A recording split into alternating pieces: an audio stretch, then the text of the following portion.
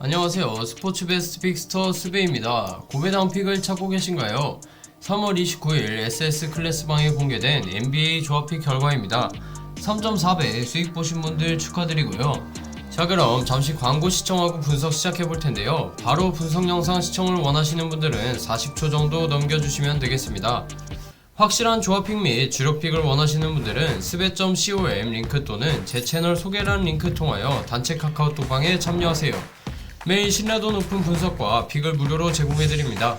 현재 구독과 좋아요, 알림 설정 후 링크 통하여 연락주시면 만원 상당의 포인트 지급 이벤트 진행 중이니 많은 연락 부탁드립니다.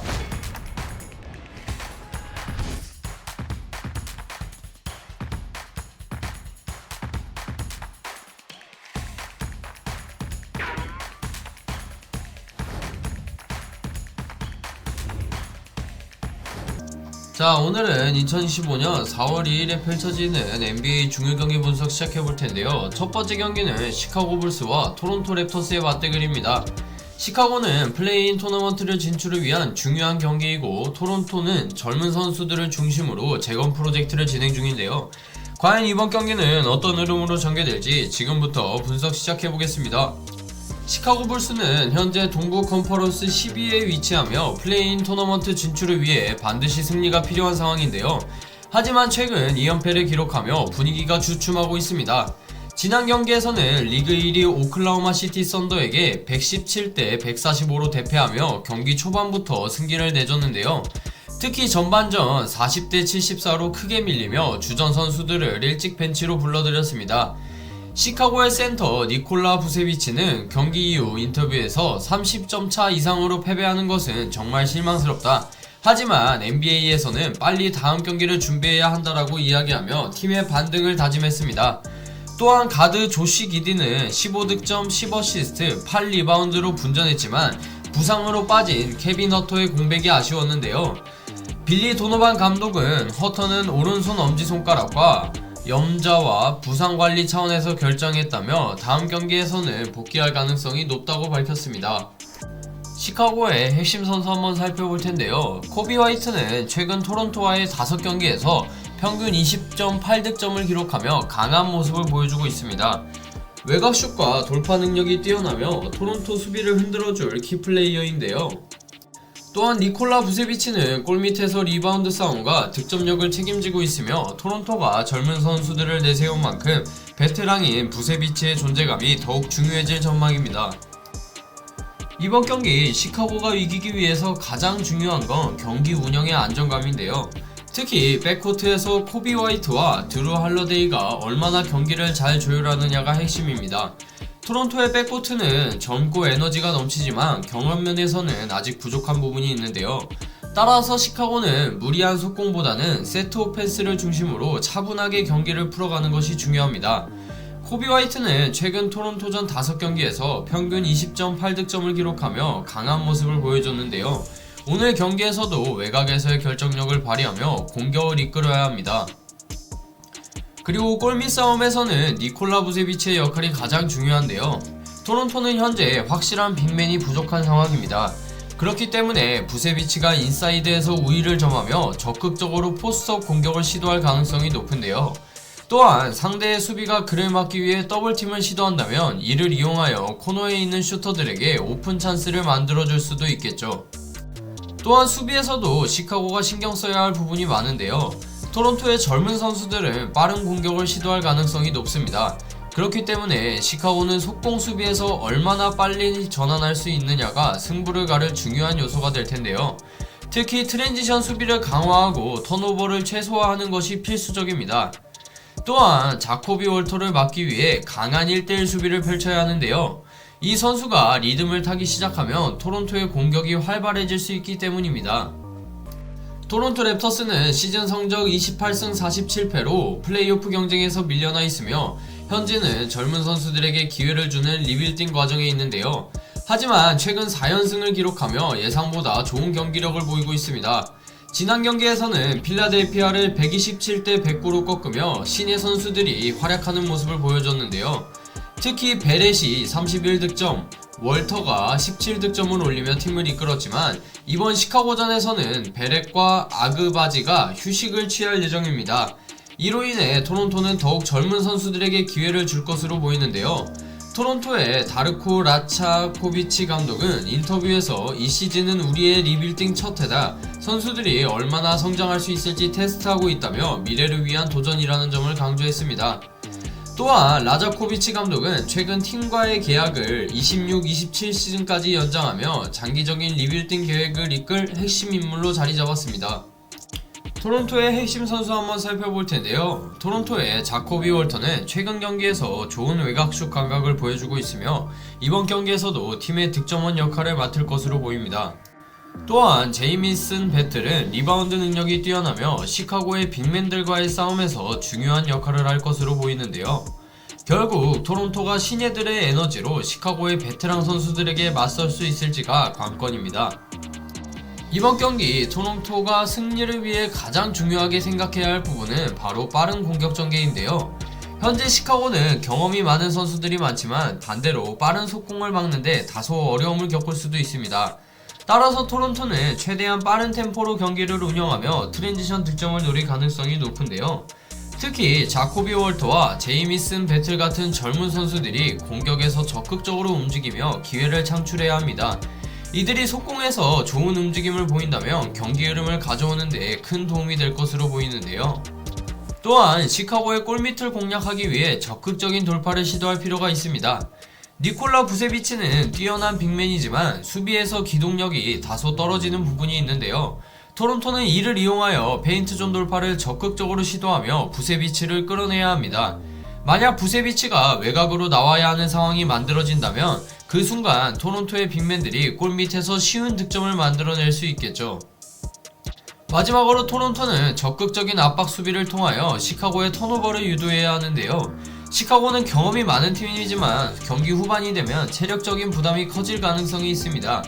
특히 코비 화이트가 볼 핸들러로 뛰는 시간에는 그를 강하게 압박하여 실수를 유도할 필요가 있는데요.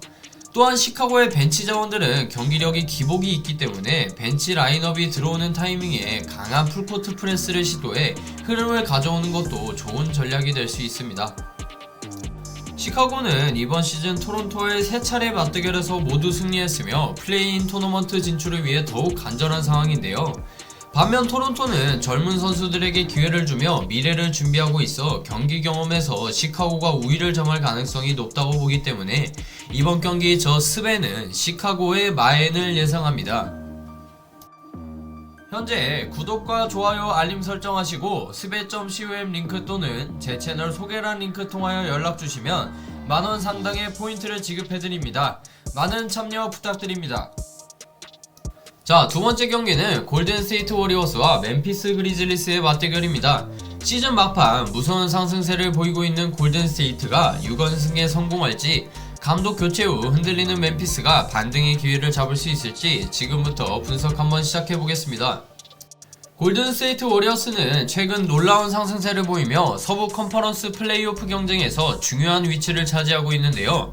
올스타 브레이크 전까지만 해도 플레이오프 진출이 불투명했지만 브레이크 이후 15승 4패를 기록하며 반전에 성공했습니다. 현재 43승 31패를 기록 중이며 이번 멤피스전에서 승리하면 승률에서 멤피스를 앞질러 5위로 도약할 수 있는데요. 특히 지난 경기에서 샌안토니오를 148대 106으로 대파하며 완벽한 컨디션을 보여줬습니다. 스티브 커 감독은 주전 선수들의 체력을 아끼기 위해 이 경기에서 어느 누구도 30분 이상 출전하지 않게 조절했죠. 스티브 커 감독은 경기 후 인터뷰에서 충분히 휴식을 취했고 이제 중요한 경기들이 남아있다. 멤피스를 이기면 상대전적 우위를 가져갈 수 있어 매우 중요하다라고 밝혔습니다. 골든스테이트의 핵심 선수 한번 살펴볼 텐데요. 스테판 커리는 최근 골반 부상에서 복귀하며 팀의 공격을 다시 이끌고 있습니다. 특히 지난 경기 샌안토니오전에서 3점슛 6개 포함 27득점을 기록하며 컨디션을 끌어올렸는데요. 또한 조나단 쿠민가의 출전 여부도 중요한 포인트입니다.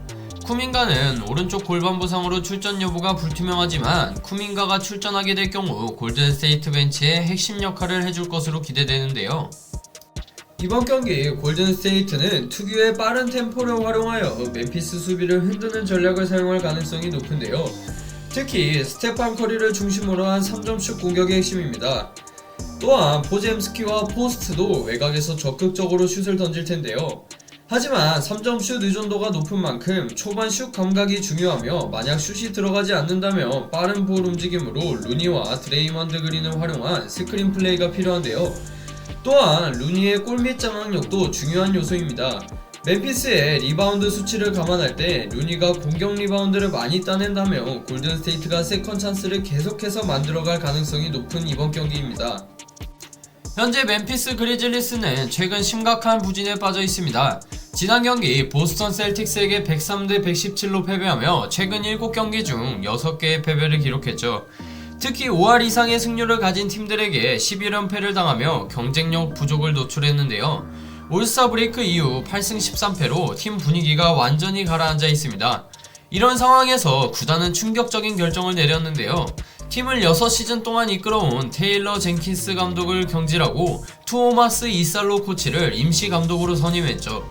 이살로 감독 체제에서 첫 2경기는 레이커스와 보스턴전이었는데 결국 2경기 모두 패배하였습니다. 이살로 감독은 경기 후 인터뷰에서 선수들은 서로를 위해 뛰고 있다. 하지만 수비에서 48분 동안 집중력을 유지하지 못했다라며 팀의 문제점을 지적했습니다. 멤피스의 핵심 선수 한번 살펴볼 텐데요. 잭슨 주니어는 최근 경기에서 20득점 8리바운드를 기록하며 분전했지만 팀이 연패에서 벗어나기 위해서는 더 적극적인 골밑 수비와 득점이 필요합니다. 또한 데스몬드 베인 역시 팀의 주요 득점원인데 최근 경기에서 외곽슛 성공률이 떨어지며 득점력이 기대에 미치지 못하고 있습니다. 이번 경기 멤피스는 경기 초반부터 강한 수비 압박을 통해 골든스테이트의 템포를 늦추는 것이 가장 중요한데요. 특히 커리와 포젬스키를 상대하는 수비수들의 역할이 핵심이 되는데요. 하프코트에서부터 적극적인 더블팀을 활용하여 커리의 볼 핸들링을 방해하고 골든스테이트의 볼 흐름을 깨트리는 전략이 필요합니다. 또한 공격에서는 자렌 잭슨 주니어를 중심으로 골밑 공략을 강화해야 하는데요. 골든스테이트의 골밑 수비가 강한 편이 아니기 때문에 잭슨이 포스트업을 적극적으로 활용하고 리바운드를 통하여 세컨 찬스를 노리는 것이 효과적입니다. 뿐만 아니라 데스몬드 베인의 3점슛 성공률도 관건이 될 것인데요. 골든스테이트가 외곽에서 강한 압박을 가할 가능성이 높기 때문에 베인이 코너 3점슛 찬스를 얼마나 잘 활용하느냐가 경기 흐름을 좌우할 수 있습니다. 현재 골든스테이트는 최근 15승 4패로 상승세를 타고 있는 반면 멤피스는 감독 교체 이후 혼란 속 7경기 중 6패를 기록하고 있는데요.